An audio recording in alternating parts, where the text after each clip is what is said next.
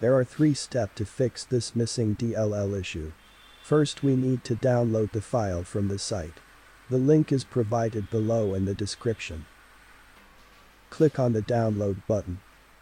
Click on keep button, as this DLL file is not usually downloaded. Each step is important, so do not skip any part of the video. Click on save button. Now let's open the file's location. Click on show in folder. Now locate the file and right-click on the file. Select copy from the menu. Now, click on C drive. Follow my screen, we need to paste it at its location. Navigate to Windows directory. Now, here, on this screen, we need to search for System32 directory. Open it.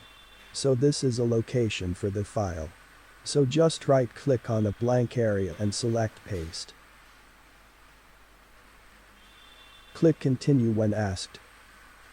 Now right-click on taskbar and select Task Manager.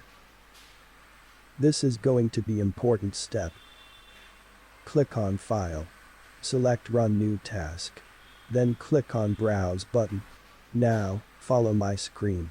Again, move to C folder. Then go to System32 folder. Here, find the file with name CMD.